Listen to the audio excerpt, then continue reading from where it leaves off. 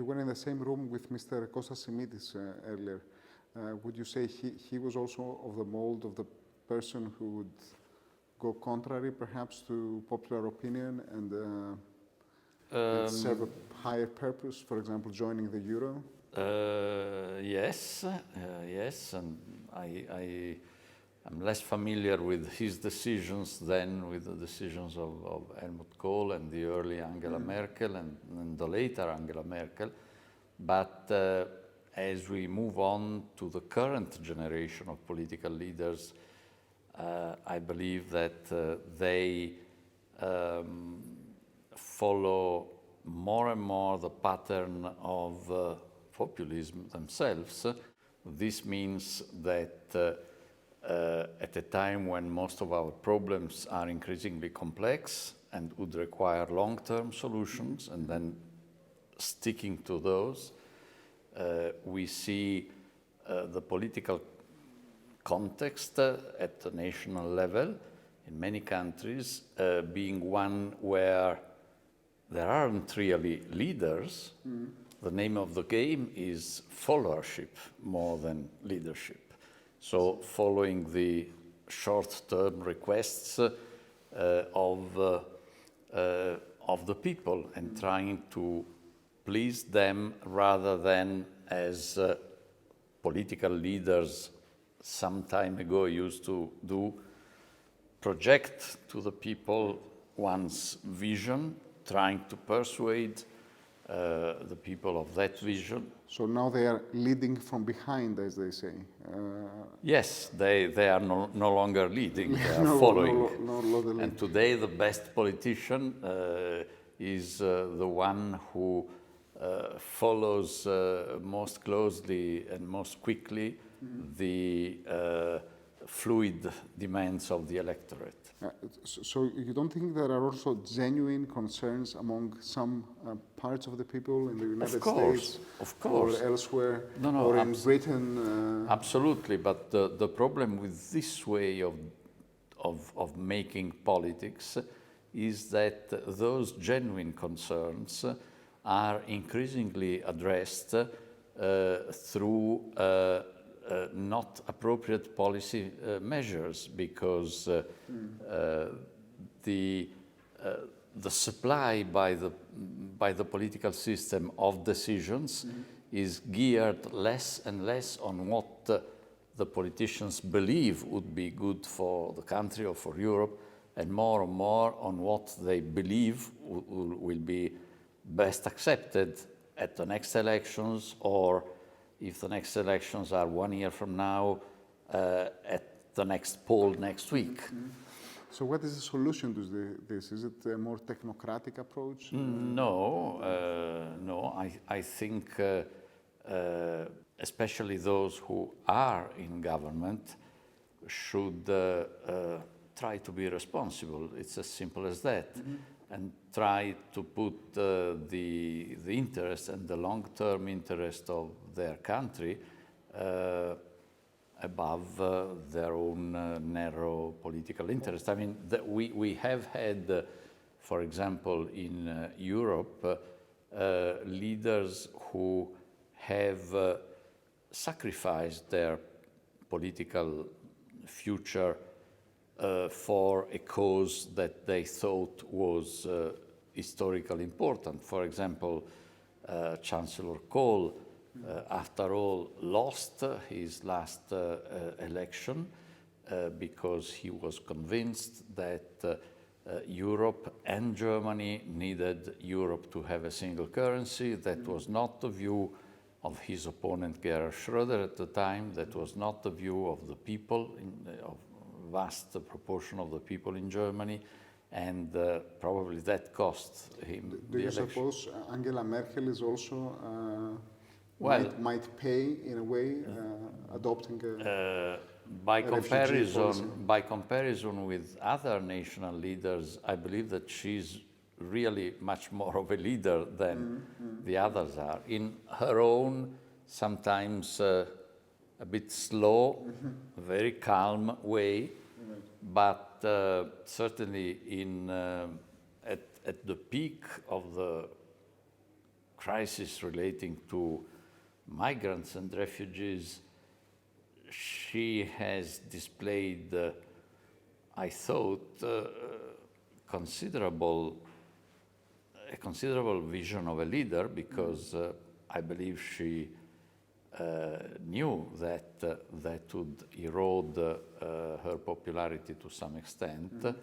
Nevertheless, obviously, she believes also in values. So, do you believe that one of the scenarios Mr. Juncker presented about a Europe that is à la carte and that has multiple speeds of integration, this is a likely scenario? What is your take in the future of the EU? I think this exercise that Mr. Juncker launched with his white paper is a good one, and puts the key responsible of the decisions, that is the member states, exactly in front of their responsibilities. Europe à la carte is not really a scenario that he presents.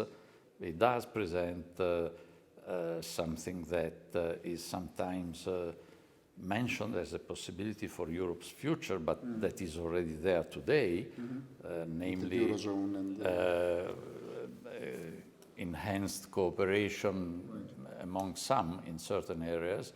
This is already today, and since a long time, the case for Schengen, or the case for the single currency, for the euro. I think it will be useful, the Juncker exercise, because it will be an exercise in coherence and putting member states in front of their responsibilities, including from a budgetary point of view, because it's useless to have big aspirations for what the EU should do, for example, in the area of internal and external security, without drawing also some consequences as to what will be the cost of that. All right.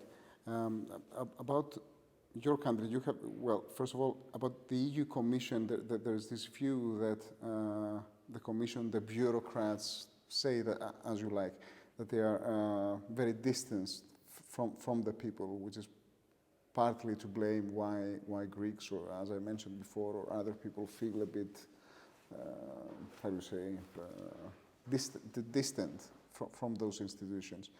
There's been a lot of talk about democratizing the EU, turning the EU into something that people can feel closer to, that it doesn't seem like an ivory tower.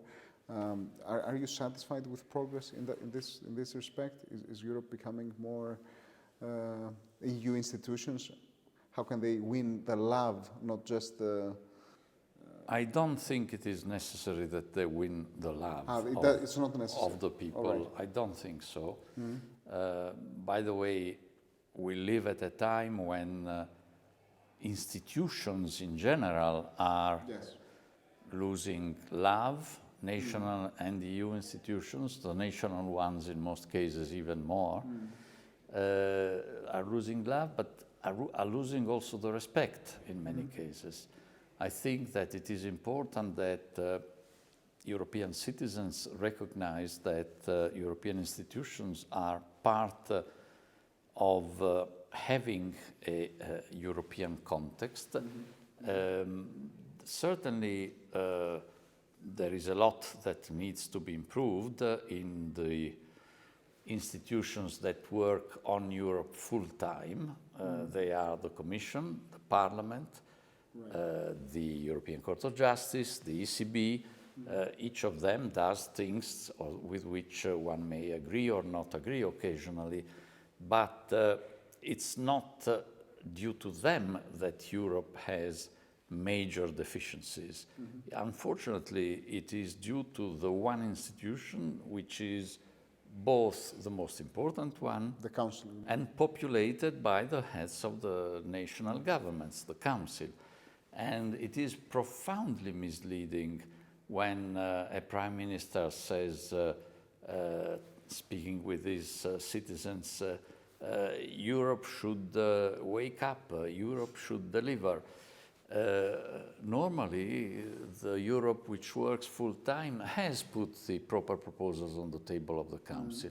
But that man or woman should say, we, the leaders of the national, should wake up or should get our act together, because by so doing, the national leaders give to citizens a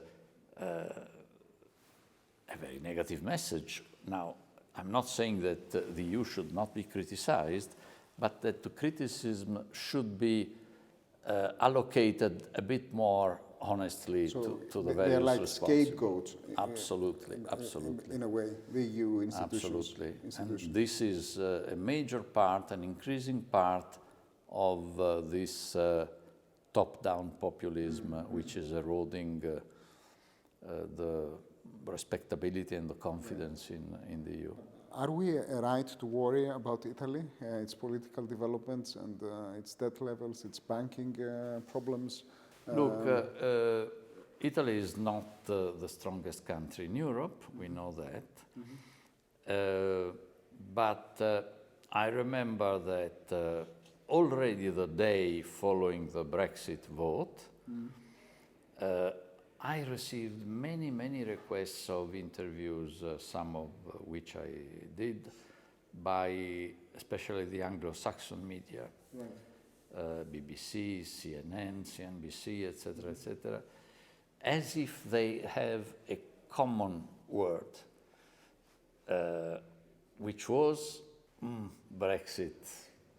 Yes, a problem, but now the big problem for Europe, the big problem for the Eurozone may be Italy. And what is your view, Mr. Monti?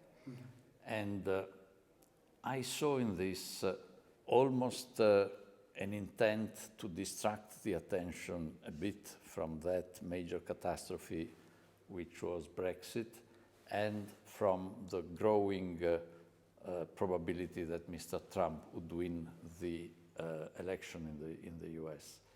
And why was Italy so easily made the candidate to be the next biggest difficulty? Because there was to be a referendum in December on a partial change of the constitution proposed by Prime Minister Renzi. And I said at that time that I could not see why, even in the case of a no victory in the referendum, which, by the way, was my position at the referendum, not because I disliked Mr. Renzi or his government, but because I was unconvinced of that particular constitutional reform. And I said at the time, I don't see why the financial markets should suffer even in case the no wins. No. And in fact, have you seen any? No. It has been more in the last few weeks that the spread between the Italian and the German government securities has gone up a bit. Certainly not like it was at the moment when I was called to become Prime Minister in Italy. Yes. That was 575 basis points. And the banks, of course, some Italian banks present problems, as it has come out from the most recent stress tests. The average of the Italian banking system is not worse out than that of other countries. Certainly, in Italy, the problems that are there for a number of banks and a fairly high rate of non-performing loans have materialized later than in other countries. And Germany, of course, has been the country which has been most plagued by those problems, because unlike, for example, the German banks, the Italian banks had not indulged very much in highly speculative operations. But of course, because the recession in Italy has been longer than elsewhere, that bites in terms of non-performing loans. And there is another element, and then I will stop, to be taken into consideration when there are these periodic cries about an imminent Italian threat to the EU. Mm-hmm. That is that, after all, if we go back to those days of late 2011, Italy was then in serious difficulty. It is the only country in Southern Europe, well, with the exception of Malta. Mm-hmm. We are the only country with Malta mm-hmm. that have gone out of the financial crisis of the Eurozone mm-hmm. Without asking for any support from the IMF or the EU. Therefore, without having a troika in their right. capital, of which I am rather proud. You're proud of this? Yes, because the temptation, when I came in, markets were estimating at 35–40% the probability of default of the mm-hmm. Italian Treasury. Mm-hmm. So the temptation to sleep better at night by filing a request for support was great. But for a number of reasons, I thought that we would not need it, and we did not need it. Mm-hmm. And not only that, but then in the spring of 2013 already, Italy came out of the excessive deficit procedure. Mm-hmm. And today, we are still the only country in Southern Europe, but in this case, including also France, that are out of the excessive deficit procedure. It is true that in recent months there has been a number of critical remarks by the European Commission, mm-hmm. which to some extent I share. I myself had called several times for the Renzi government, which has done fairly well in terms of economic reforms, but I would have preferred them to be faster in bringing Italy to a definitive security zone for budgetary consolidation before the next international turbulences occur.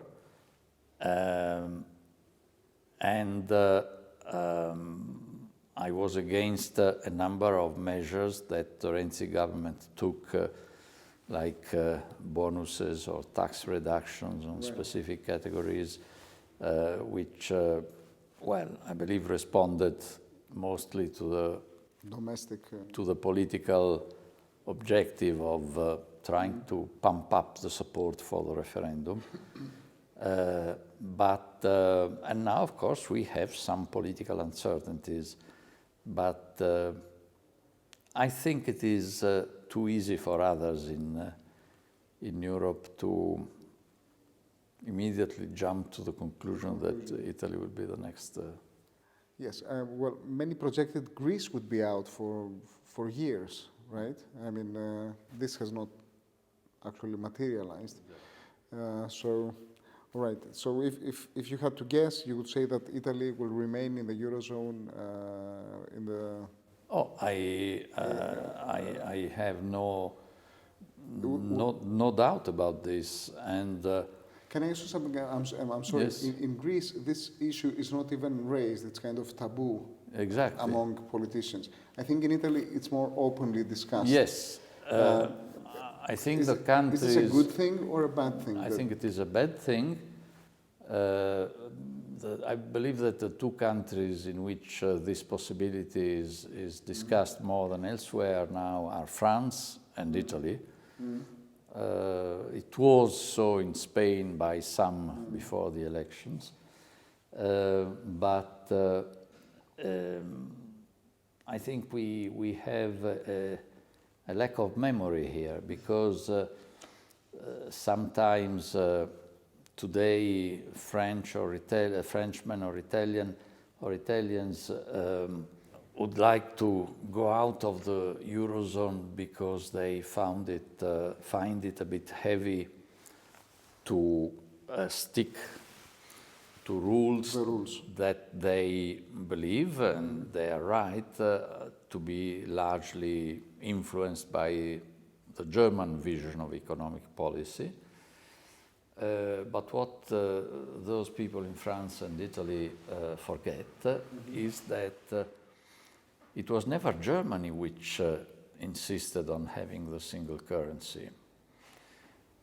They were quite reluctant. In fact, we just mentioned the German population's reluctance, yes, and they were quite reluctant. the vigor with which Kohl had to insist up to losing his elections, also on that ground.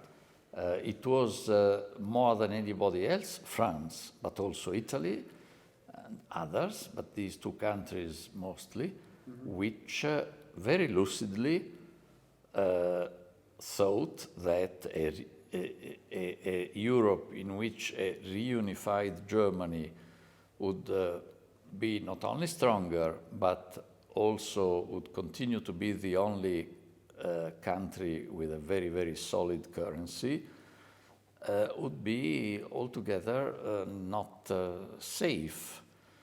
And Chancellor Kohl totally coincided with that. And so I believe that Madame Le Pen doesn't even know this. And so if ever, but I don't believe this will happen, there were to be a success by Le Pen in the presidential race, and then a decision to leave the euro. What would this mean? This would be bad for France? I repeat, I don't believe No, she no, will. you don't believe. If in this hypothetical scenario. Well, this will be, of course, a serious problem for the Franco-German relations and for the whole of Europe. But what I'm saying now is that some in France may have a temporary explosion of national pride,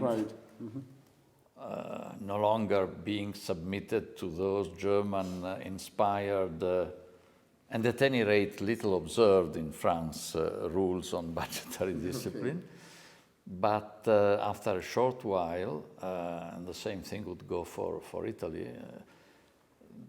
there would be a realization that if the EU one day ended, or the Eurozone one day ended, or if they, the respective country, France and Italy, were to be out of that, that would not reduce at all the power of Germany on the European continent. It might increase it. On the contrary, the only entity which can exercise legal and other discipline on Germany, like on all countries, and even on Germany, is the European Union, is the European Commission, is the European Court of Justice. And because it's not that, for example, if Italy were to go out of the EU, Germany would disappear from the European continent. Simply, the objective dominant position would be exercised outside of a scheme of common rules.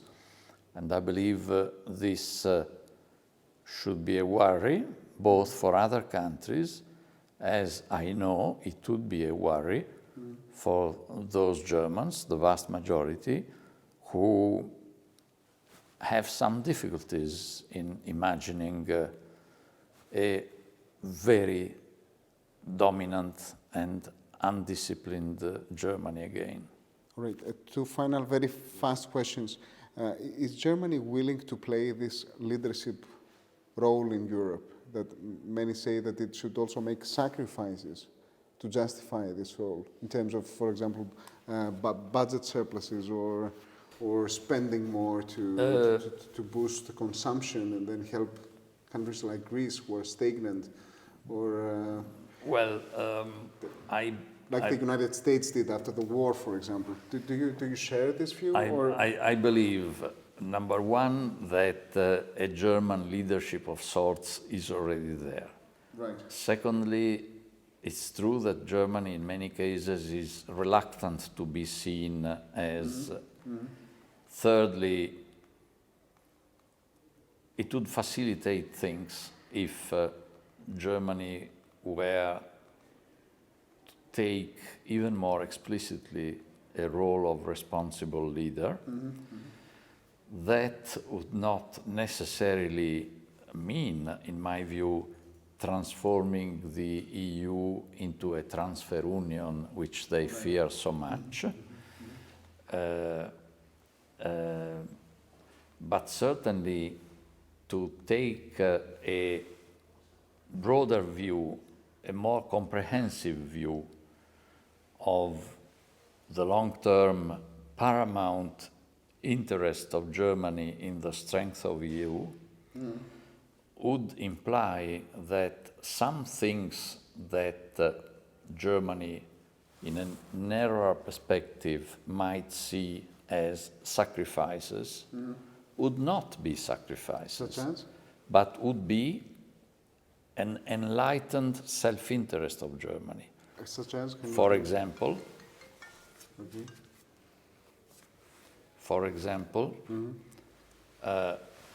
doing more in terms of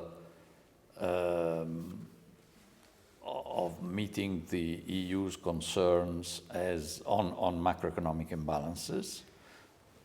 That is doing more, for example, in terms of liberalizing the huge domestic market for services, which would make growth in Germany even higher. And stimulate the exports of others to Germany, or in an area of economic policy vision, Germany would do well, in my view, I have said this many times, would do well to forward-looking in terms of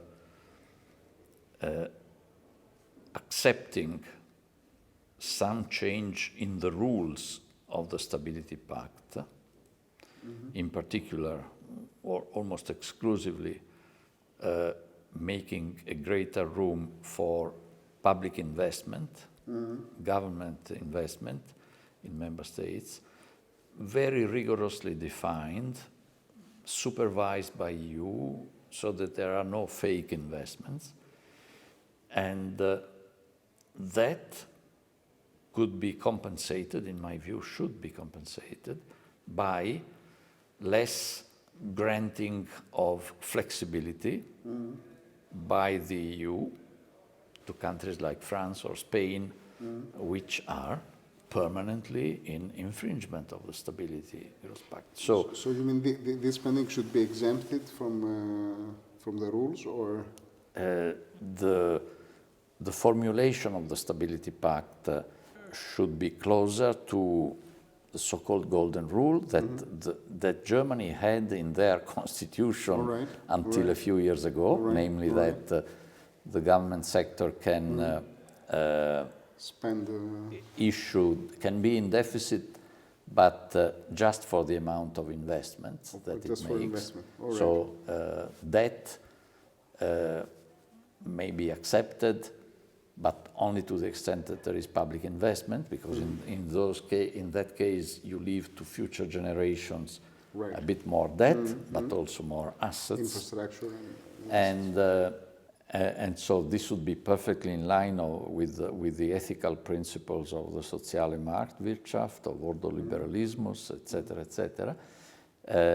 And this would allow for example, the southern European economies to do more in terms of investments for growth, rather than playing with the flexibility clauses which are now there, which in most cases are not really utilized to make more investments, but, and I referred to one case earlier, to give handouts for electoral purposes. Right. So this should appear to be a sacrifice relative to the narrow economic logic of the Schuldenbremse.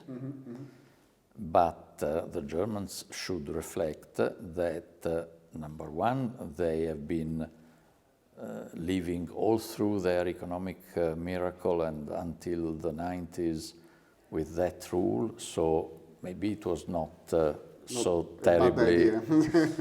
And secondly, yes, they hate debt, but they should remember that they speak the only language for which debt and guilt are conveyed by the same word, schuld, not in the others.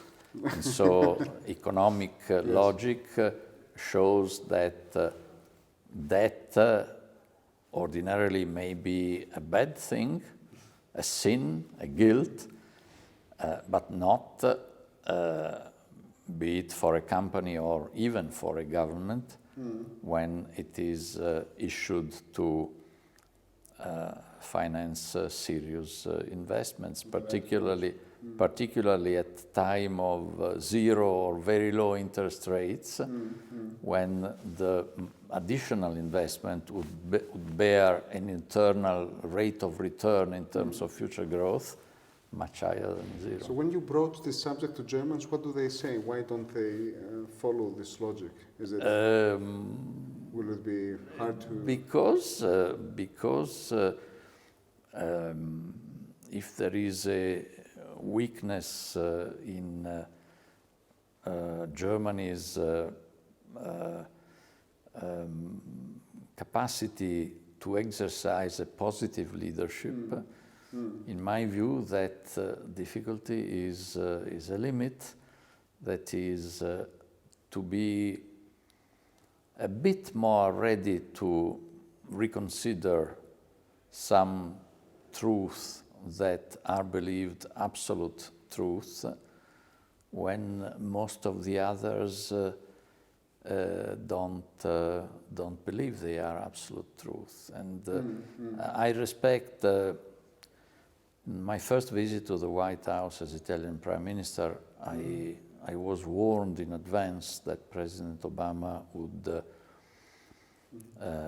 want to know from me how I was getting along with economic policy discussions with Chancellor Merkel, because he had been informed that I had a constructive dialogue with her. And I explained at length that he should neglect the advice of his Keynesian advisors, prompting Germany to expand demand through the deficit. Like Paul Krugman, you mean? Yes, and many For others. example. Yes. Yes. Okay. And I said to him, because you should never forget that for Germans, for almost all Germans, economics is still a branch of moral philosophy, and economic growth is the reward for ethically good behavior. The Protestant ethic. So don't spend your time arguing for greater deficit, but you and I and others in Europe should insist on the only small window of opportunity that I see, to which Germans should be responsive.